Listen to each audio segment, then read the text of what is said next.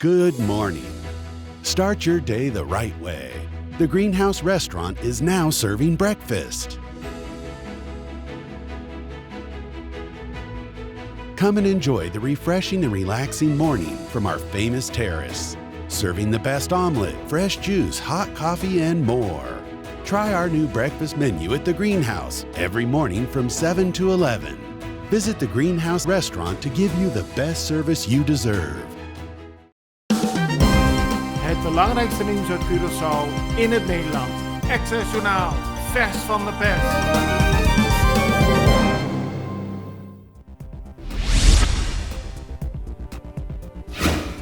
Tijdens een speciale persconferentie heeft het CMC vanochtend een beeld gegeven van de situatie in het ziekenhuis tijdens de coronacrisis. De situatie is zeer ernstig, zo benadrukte medisch directeur Ingemar Merkies. Er werd ook een video getoond van het werk van de verplegers en verpleegsters in het ziekenhuis. Hij sprak zijn dank uit naar het vele harde werk dat er gedaan wordt in het ziekenhuis. Hij sprak ook zijn dank uit naar de samenwerking binnen het Koninkrijk en riep iedereen op om zich zo goed mogelijk te gedragen en aan de regels te houden.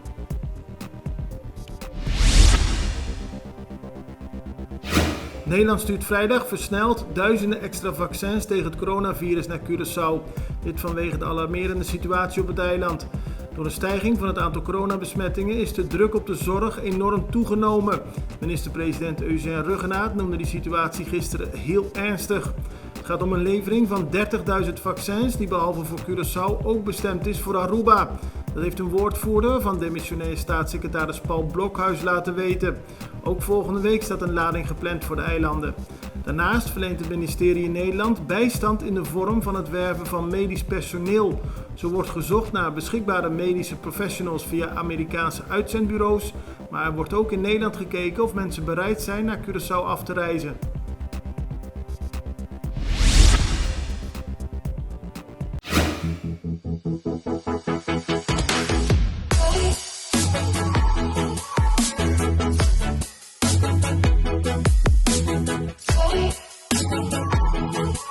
Ora você cabe trem, automaticamente botem roupa e hamburger. E se você gosta pão, escorre saber. Escorre Isa Fit. E tem roupa e fibra. Eta do nabo energia beco para perder e tem proteína para regenerar o músculo. Panaderia Isa, para o healthy lifestyle. Directeur van het crisisteam Leslie Fair is gisteren zelf een kijkje gaan nemen op de straten van Curaçao. De hele dag gingen de verhalen rond dat het erg druk was op supermarkten en minimarkets en dat ook veel mensen op straat waren. Fair ging een kijkje nemen en concludeerde dat inderdaad veel mensen op straat zijn. Dat kan volgens hem niet langer vanwege de stijging van het aantal coronabesmettingen. Hij noemde de situatie heel erg serieus.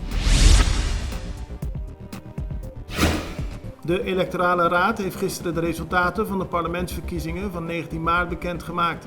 Die zijn daarmee definitief. Vorige week ontstond er tijdens een vergadering veel commotie over de vraag of er daadwerkelijk zwart-wit stembiljetten waren, terwijl in eerste instantie alleen gekleurde stembiljetten geldig zijn. Na uitgebreide telling is het niet gebleken dat er zwart-wit stembiljetten zijn aangetroffen. Dat zei voorzitter van de Electorale Raad Raymond Pacheco-Reumer.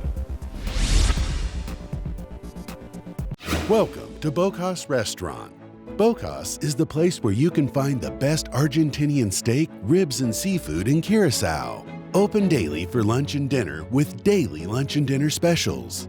We offer a prime cut of Argentinian steak and fresh Caribbean lobster, cooked on a charcoal master grill, accompanied with an excellent glass of wine and delicious dessert. Don't miss a sunset dinner from our Seaview Terrace with the most beautiful and magical location. In de SDKK-gevangenis vond gistermiddag een vechtpartij plaats tussen gevangenen van blok 5. 2 gedetineerden raakten daarbij gewond. De gevangenen gingen elkaar te lijf met zelfgemaakte steekwapens. 2 mannen raakten gewond aan hun benen en handen.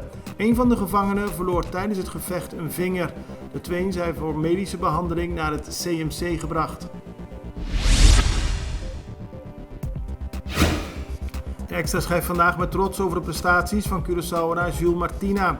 Zijn zus liet eerder deze week op sociale media weten dat Martina leiding gaf aan het team dat eerder deze week een vastgelopen boot op het Suezkanaal los wist te krijgen. Het vastlopen van de megatanker vol met containers had een enorme opstopping van boten in het Suezkanaal tot gevolg. Het feit dat een Curaçaoenaar bij deze grote operatie de leiding had, is volgens de krant een mooie opsteker voor Curaçao. Op Sint Maarten is het aantal actieve besmettingen van het coronavirus nog steeds relatief beperkt, maar op het Franse gedeelte is al wel de Britse variant aangetroffen. De overheid van Sint Maarten zegt dat het nu een kwestie van tijd is voordat deze variant ook op het Nederlandse gedeelte zal worden aangetroffen. De overheid roept de mensen om zich aan de regels te houden en zich meer te laten vaccineren dan nu gebeurt.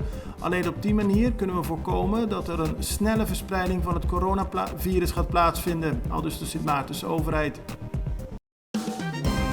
Het belangrijkste nieuws uit Curaçao in het Nederland.